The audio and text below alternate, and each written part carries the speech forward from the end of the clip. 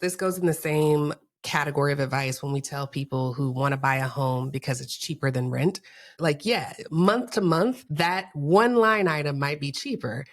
But over time, the amount of money that you are going to spend on this decision is very different. And the same is true with expating and moving to another country.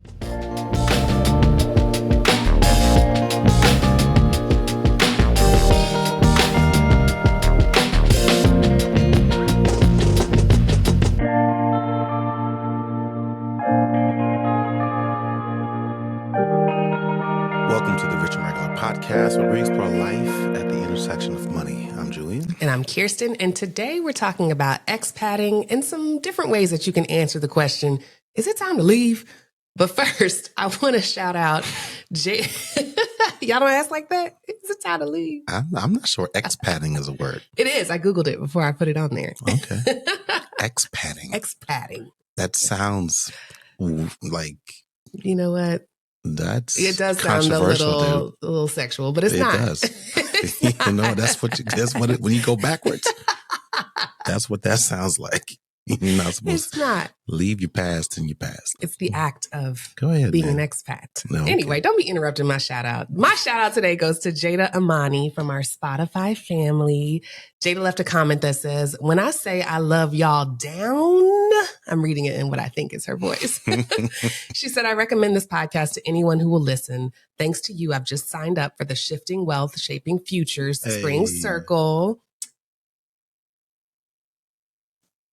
No sound effect. Okay. I mean, it's too late for it, but I can do it over. You can start over. That's okay. Let's keep rolling. It's always a good day when I wake up and see you have a new episode. Your advice has worked out really well for me and my portfolio, so thank you. Lastly, y'all are a shining example of educators, parents, and a power couple. Thank you, Jada.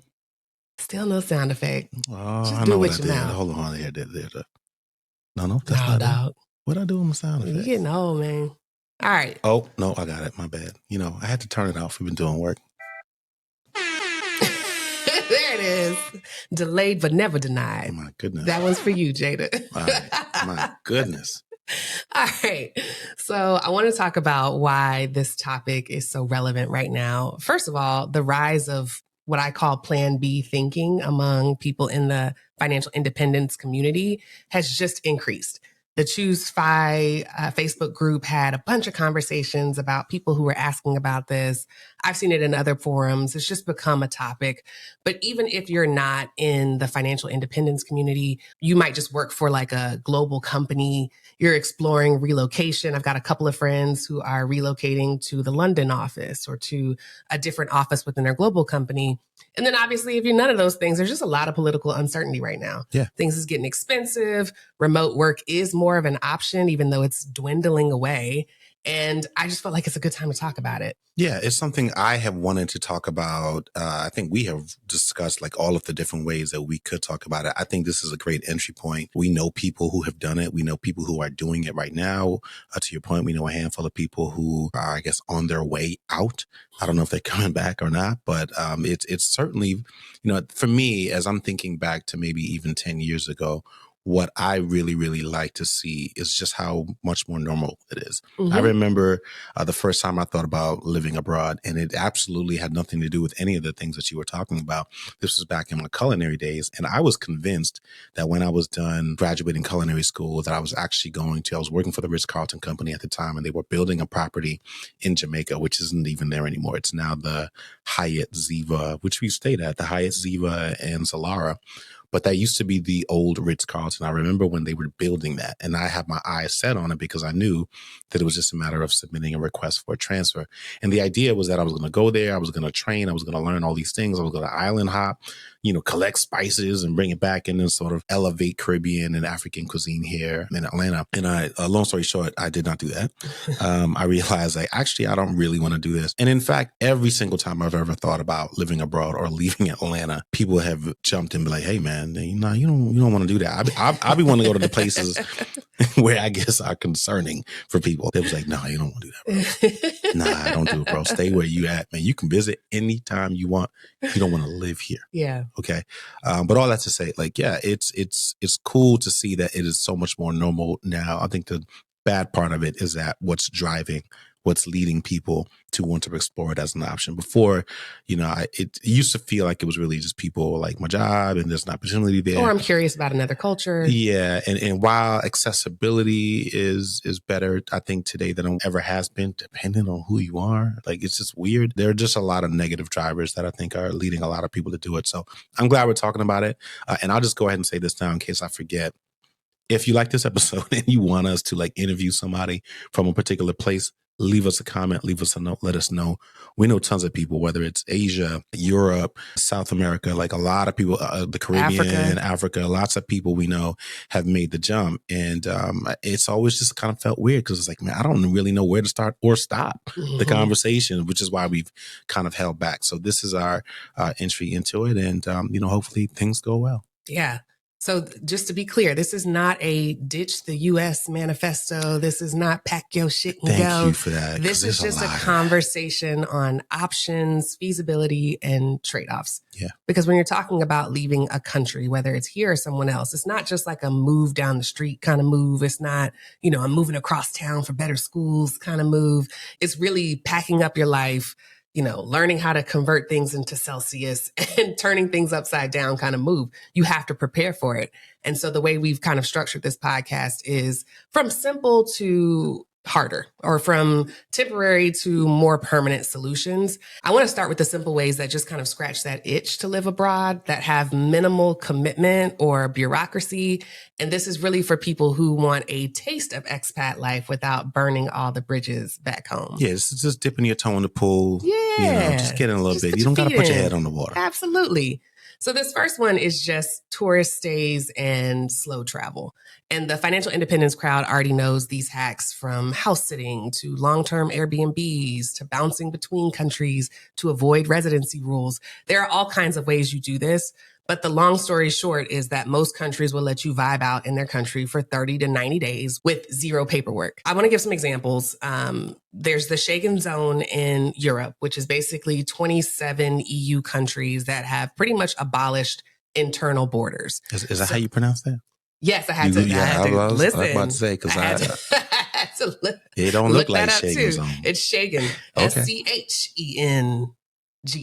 All right. It might be Shane. No, it is Schengen. I didn't Google it. I was just making sure. I think it is Schengen. I don't know. It doesn't matter. Look it up. That's what closed captions are for. We'll see what they say. But anyway, for any U.S. citizens or many other non-EU nationals, the standard rule permits a stay up to 90 days within any 180-day period without a visa. So that's nice. And then there are several other countries that offer more extended visa-free periods or have visas that are relatively easy to obtain for longer stays. Yeah. So Mexico allows us to stay for up to 180 days. For Panama. Now. I know. While relations are good. Yeah. Panama's up there. Peru, another one with up to 180 days.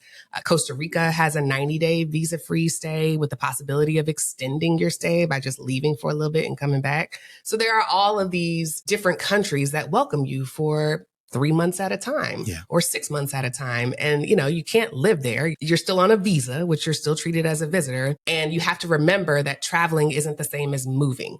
So while you're doing this slow travel, while you're there for 3 to 6 months, you still have a home base somewhere, which means you're still on the hook for U.S. taxes, bills, life administration. But it's a good way to get a test run. It's not a long-term strategy because, again, you're leaving wherever you were at home empty, which is always a risk. But it allows you to just kind of dip in and out and enjoy another pace of life for a good chunk of the year. You mentioned all of those countries. I'm just going to go ahead and say this. I know that some of these countries tend to have like a negative connotation to it. And if you have that point of view, I'm just going to go ahead and call you a victim to American media.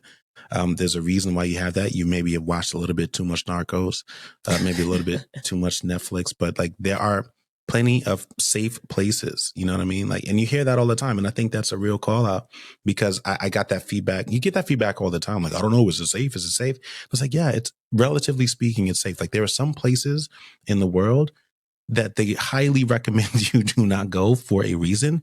And many of those places are in the United States. Mm-hmm. So like, let's be clear. Let's not judge the entire, nobody wants to be, I'm not going to call it any city, but you wouldn't dare judge the entire United States by the worst of a U.S. city. Mm-hmm. You know what I mean? And so let's not do that as we are evaluating any of these other countries as prospective places that you might want to visit, have a little short, medium length stay, long-term stay, whatever it is. So that's one option. I want to move a little bit further along that spectrum. The second option is what's called a DN, not M, DNV, which stands for Digital Nomad Visa. And this basically allows you to work abroad without residency. So there are 40 plus countries now that offer this type of DNV. Some of the more popular ones would be Portugal, Spain, Colombia, Costa Rica. These countries love remote workers. I think these are the kinds of countries that I think CNBC features these kinds of countries and these kinds of programs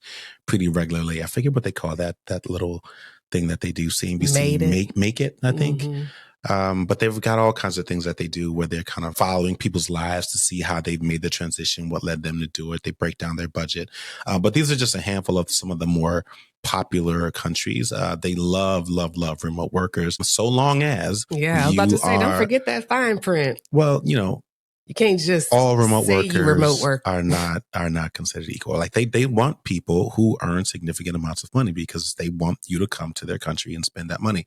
And so the range typically is around remote workers who are earning like $2,000 to $5,000 US dollars per month, right? So if that looks like you, if that sounds like you, this is something that I think you should definitely consider. So of course, like everything else, there's some perks and there are some downsides. I'm going to start with the positive, the perks. And this is one big one, but it's like you can legally work without messing around with like employment laws. Like it's simple as just applying for a job and deciding that that's what you want to do and that's where you want to stay. And like no different than you deciding to transition from being in office. Like it's basically transitionless, you know, it's like you are connected through the internet and that's essentially all that you need to do. And then of course, you know, one of the big reasons why people do it is because you can lower your tax burden in some places. Now, this has no bearing on whether or not you have to pay federal taxes. If you're still a U.S. citizen, you still have to pay taxes. We are not trying to get audited or, you know, I'm not trying to have anybody come at me like this is not a tax loophole or anything like that. Like you are always going to, and you always should, so long as you are a citizen, paying your taxes back to your country, the United States, because I'm imagining most people that are listening to this are from that. So that's generally speaking why people would even ever consider doing this. One, because it's easy to do. Relatively, assuming you meet the income earning requirements, and there's an immediate benefit when you look at it from a tax perspective. Of course, cost of living is typically a motivator as well, but depending on who you are, your situation, that may not be for you. Now, a downside, this is not permanent. So if you are doing it, this is likely going to be something that you're looking to do for maybe 1 or 2 years, typically, because there is an expiration date for that visa. And once that thing is done, it's time for you to go.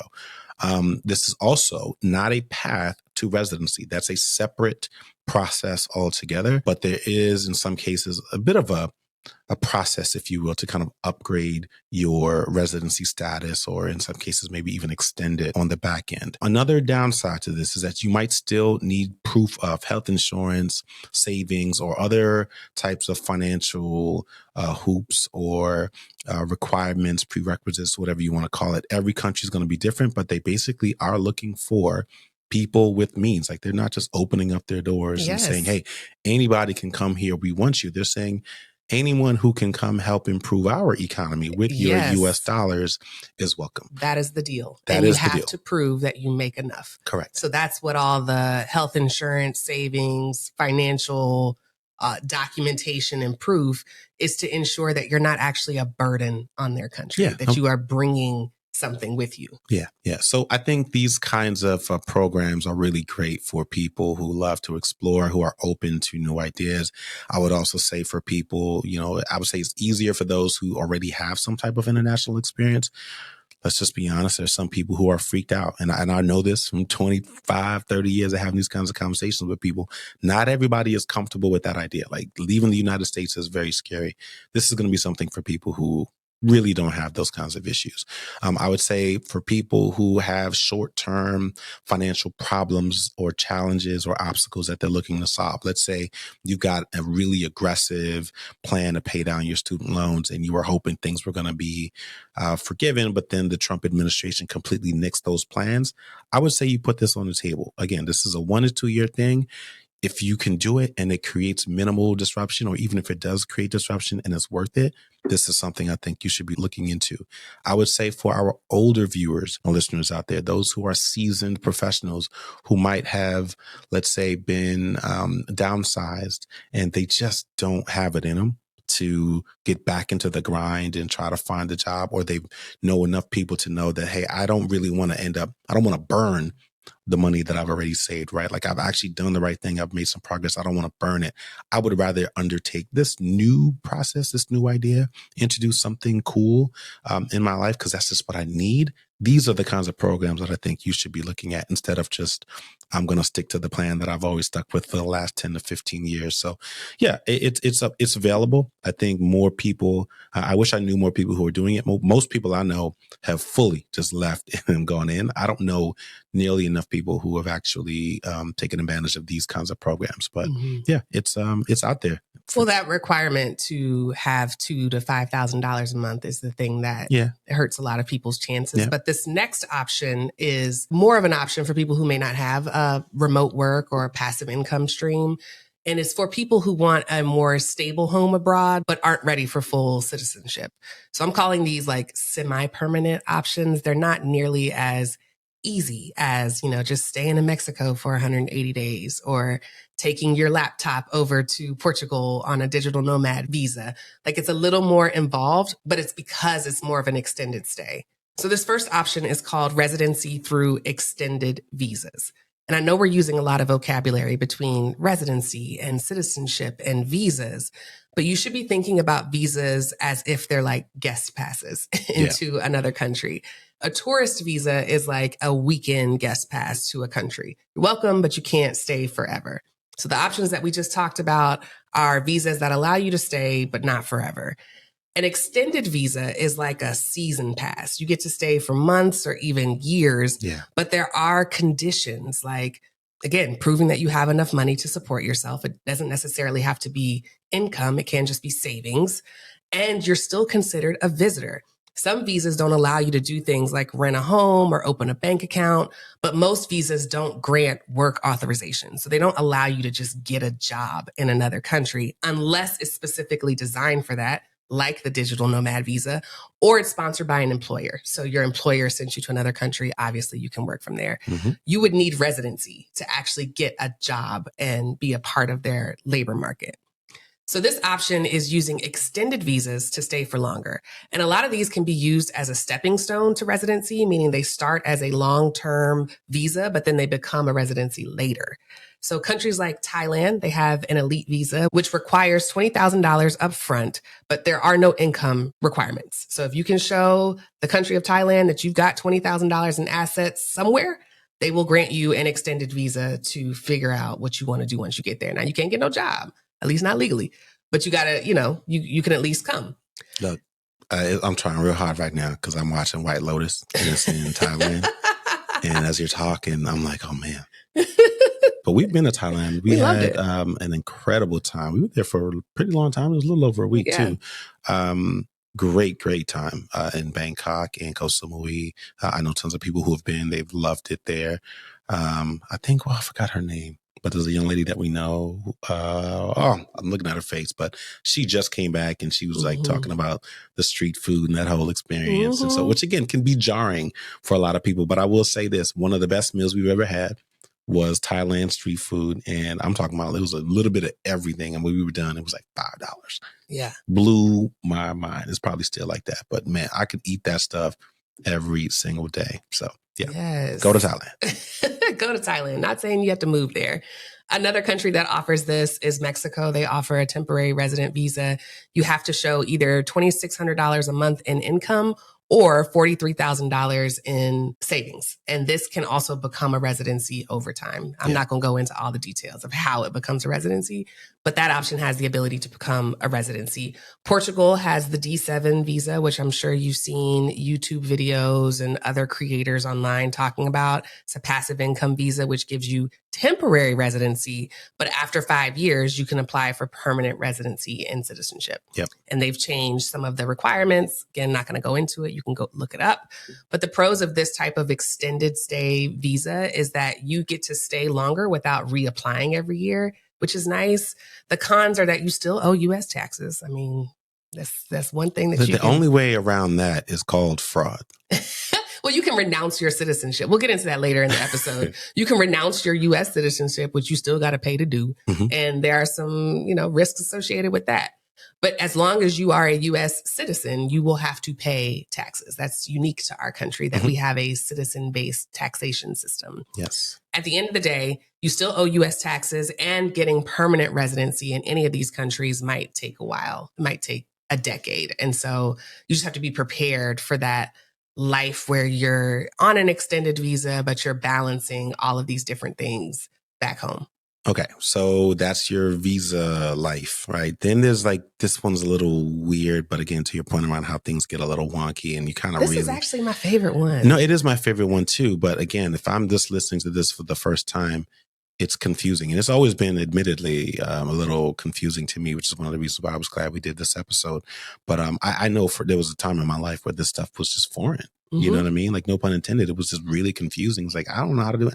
All I know is I'm a citizen of the United States and I got a passport.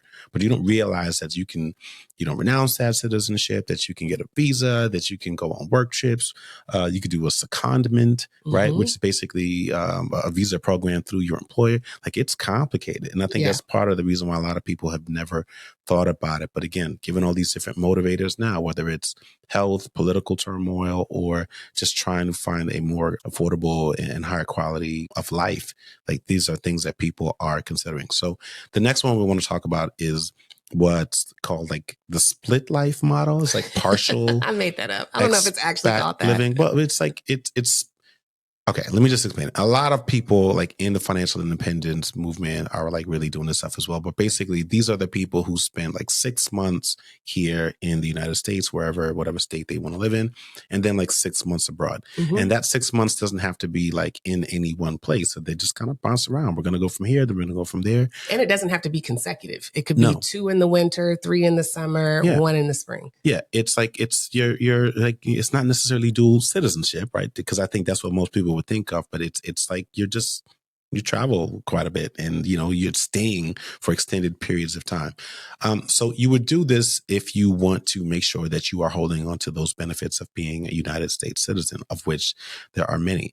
There is no need to fully commit to any one place, as we said. You can literally bounce around. My god sister just spent God knows how much time, I forgot, but her and her partner were gone for what felt like 6 months, and they were everywhere and they had an amazing time. She is on her path to financial independence and ready to pull that parachute. I'm not going to put her name out there because there's some anonymity concerns there, but shout out to her and everybody else that's doing it.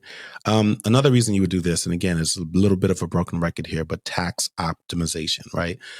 You have the ability to basically soften or lower your tax burden. Again, there's no real way to completely get rid of that. Now, the thing you want to keep in mind here, we've already spoken about the fact that if you are a U.S. citizen, that you will always have to pay federal income taxes.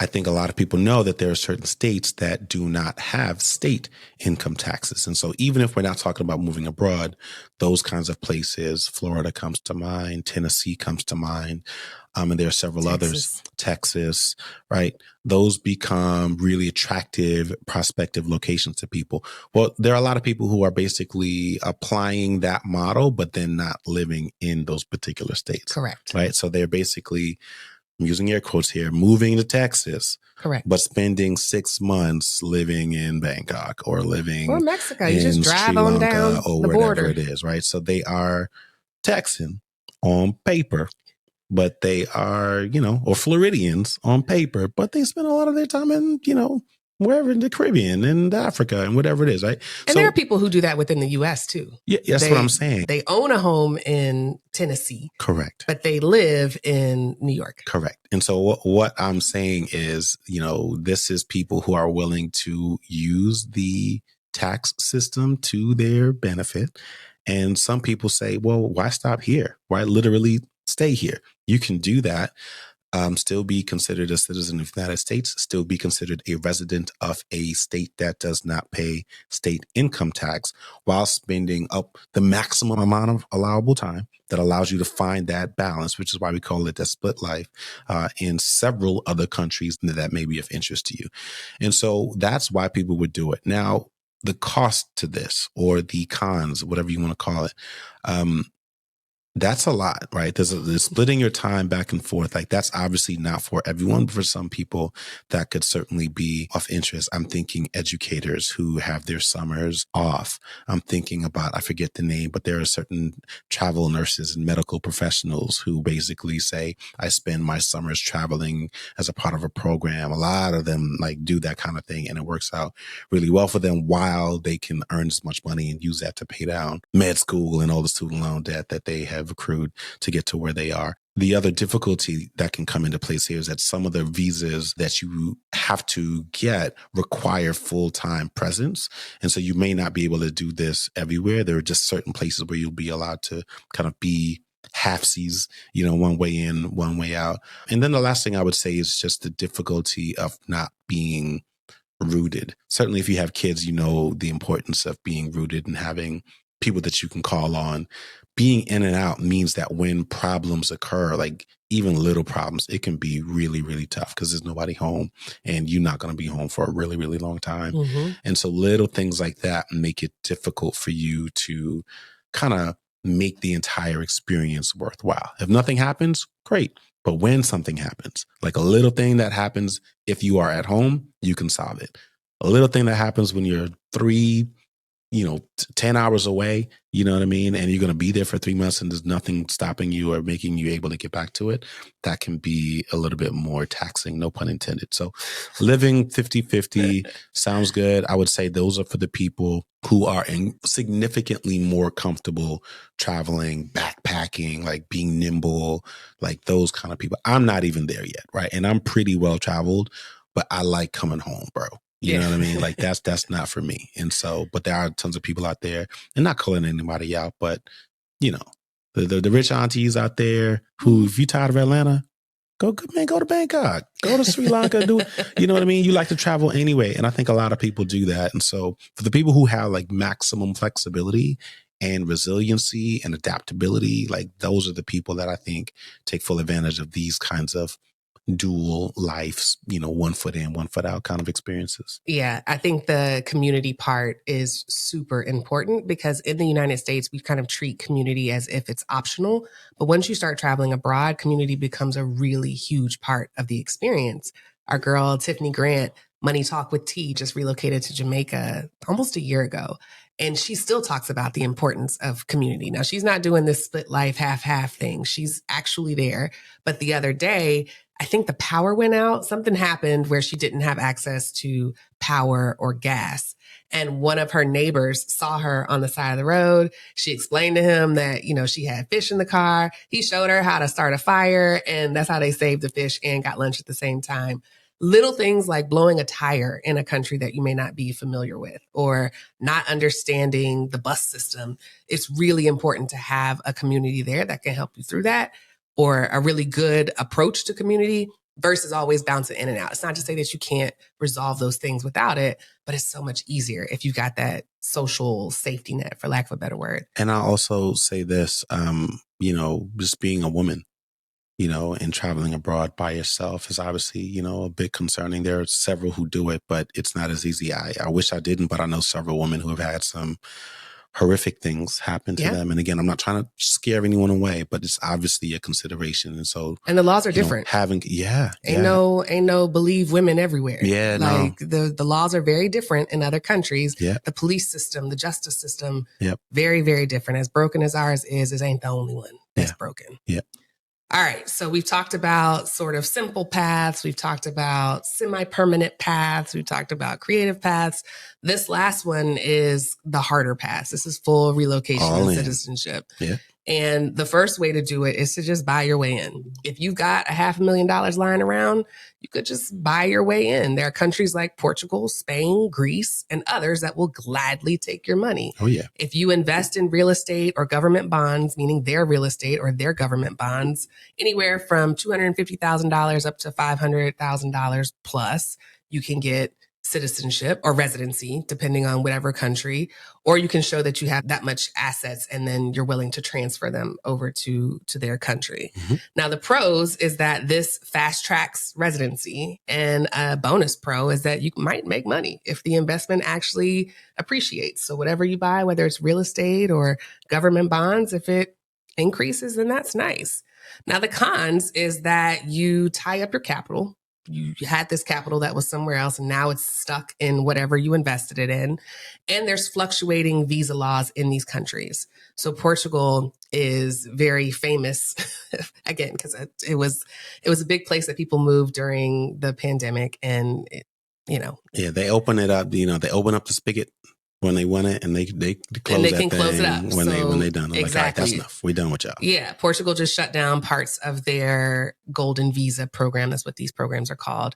They just shut down parts of theirs because they got an influx of very wealthy people. And whenever you get very wealthy people in one area, it makes it really hard for the actual indigenous citizens of that country to have a normal life. And so countries will have to adjust based on influx, demand, and the needs of their citizens, at least good countries. I'm not saying every country does that, but the good countries will do that. All right. So last but not least, there is naturalization and citizenship, right? Like playing the long game, going right in there.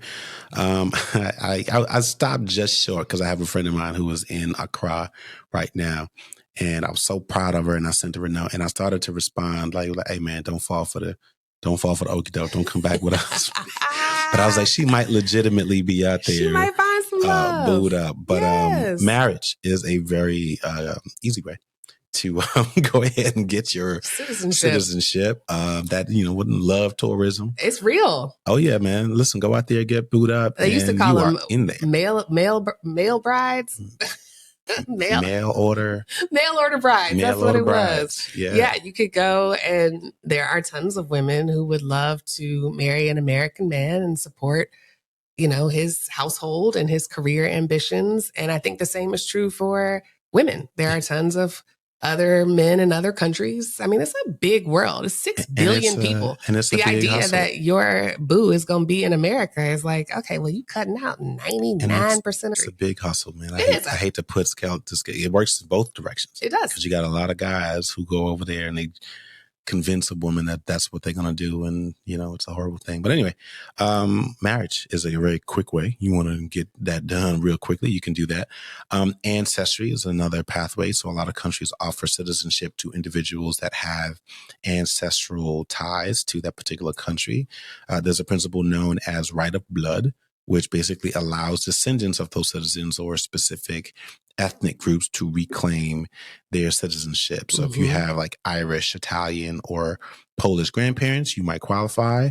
There's several African and Caribbean nations that do this. Barbados and St. Lucia are two. Sierra Leone, Benin.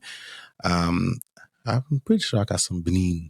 Look, go ahead, take your DNA test so we can get some West Africa, some ancestral citizenship. So there's that path. There's also the pathway we sort of alluded to this earlier, but like sort of creating that bridge or that extension from residency. So there's long-term residency. So once you get residency and you get it for a long enough time, then after a while you can kind of qualify for full-blown citizenship. That's what my mother did when she immigrated here from Jamaica. Now, the catch is, in order to do this, not every country allows you to have dual citizenship. It's either or. They do not allow you to play for both teams. And so if you want to be citizens of their country, I'm looking at you, Japan and China. Japan. Well, I was going to say Japanese. Oh. But Japan and China, I've been to Japan. So don't come at me. I loved my time there and I can't wait to go back.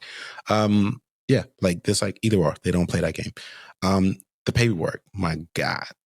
A lot of paperwork. You don't know paperwork until you try to untie citizenship. And you want to talk about what you are entitled to do? You haven't untie your whole life. Every T, every I, which is why it takes so long, right? In some cases, it can take like decades. Like it could take decades. I remember when my cousin got his or started that process, in my mind, I was just thinking this is a normal process. And I completely forgot. And then like randomly, like probably 7 years later, he was like, oh my gosh, great news. I was like, wait, what? I thought you were done with that. I had forgotten. Like my clock stopped ticking because it was years ago. Again, I was already here, but he was in the process of coming here.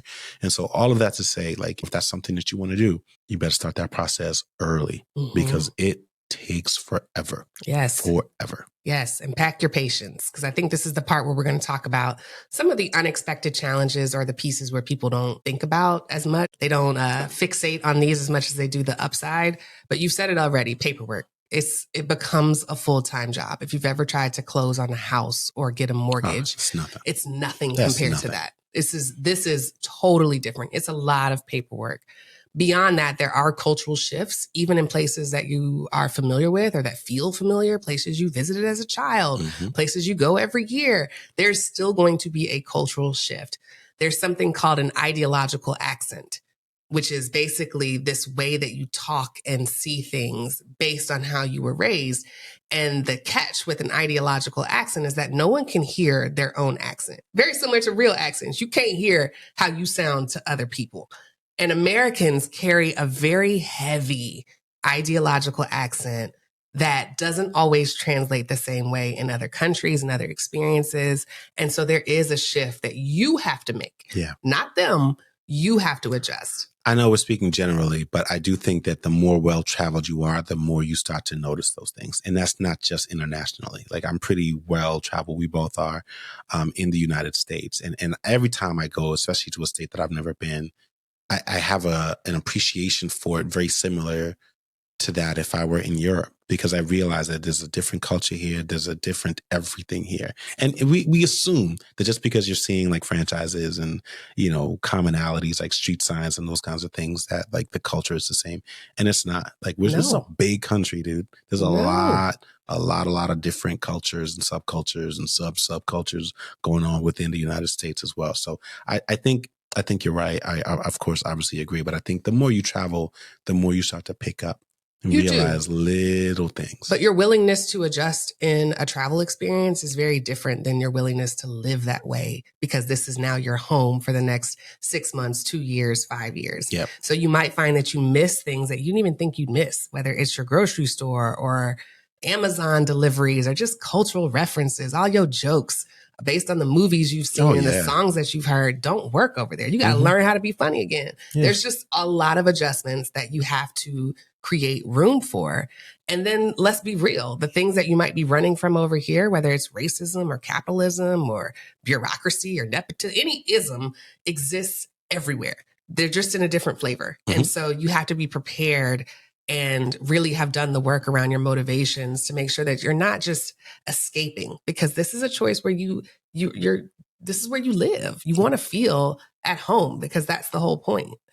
Yeah. So even if all goes well, there are still some downsides or implications when it comes to finances, specifically when it comes to taxes. We've said this before, but moving abroad does not mean you are escaping U.S. taxes. There are ways to soften it.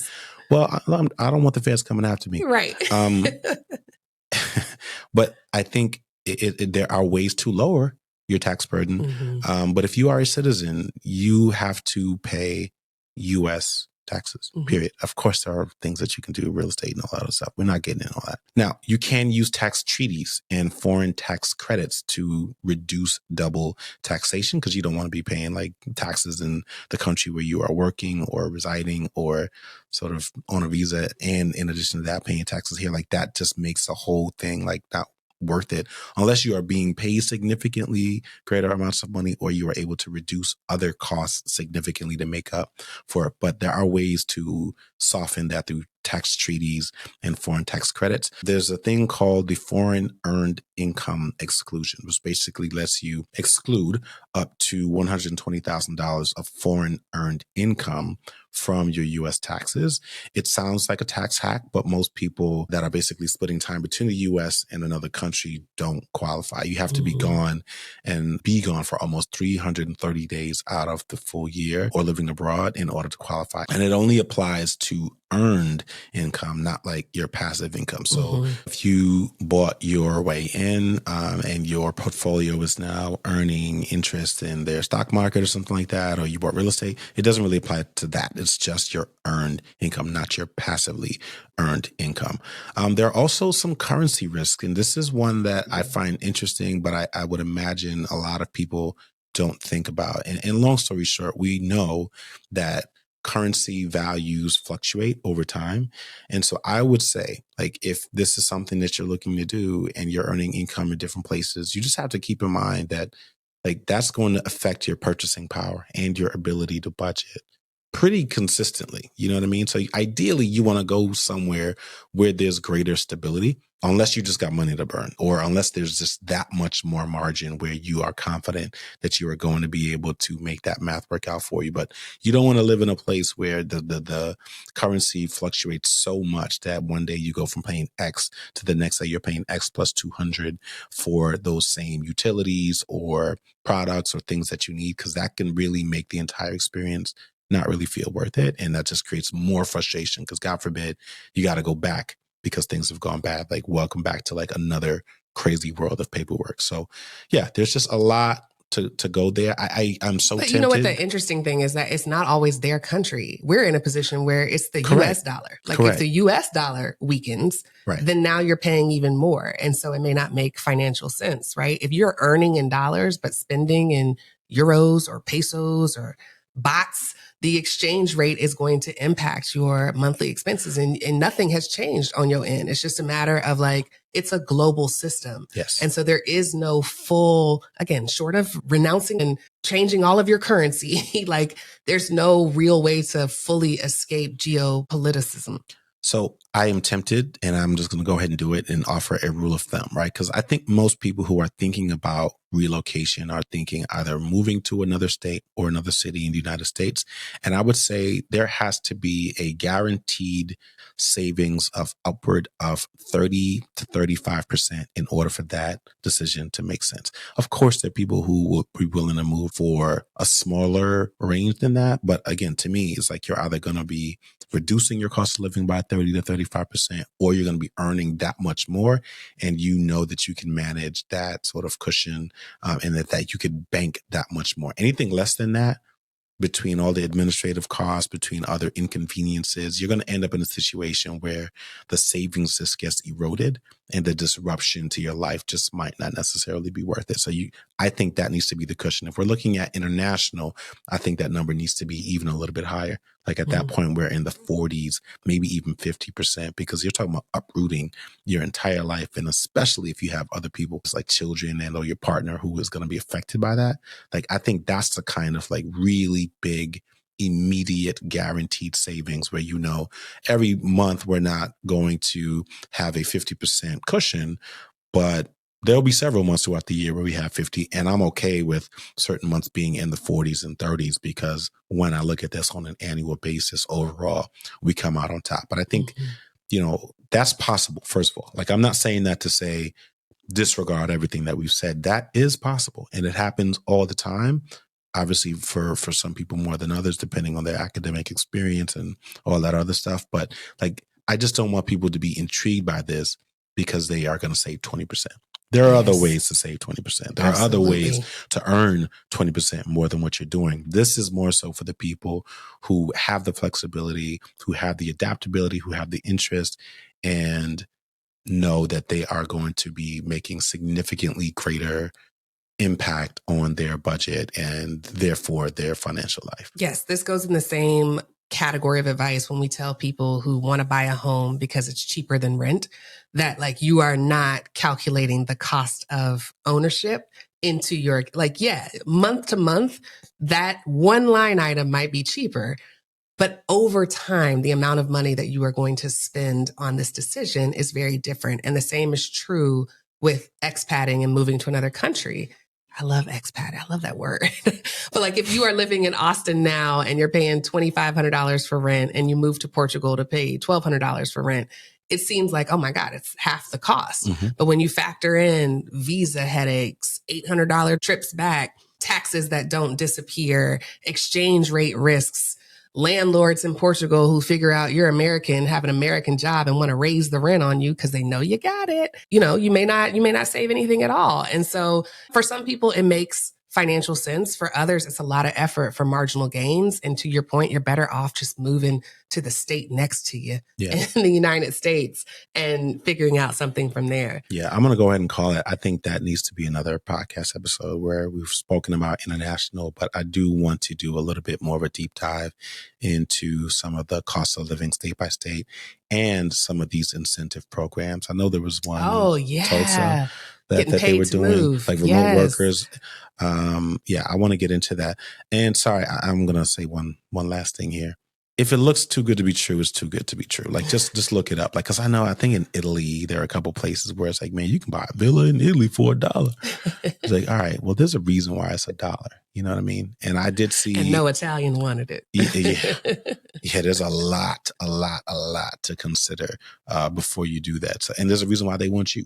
And they're looking for somebody to go out there and do it. So yeah, you're not going to be able to just renovate that thing quickly. Like it's a project. So buckle up for that project. Yeah, you just have to be willing to do the work. Exactly. Like, that's my final thought is that as we talk about moving abroad in the late 2020s, 2030, you know, thinking about the idea of moving abroad or immigrating as the rest of the world calls it, in the next 20 years, I think it's going to be less of a how problem because the how is so simple. People do this every day. Like it's laid out on the internet.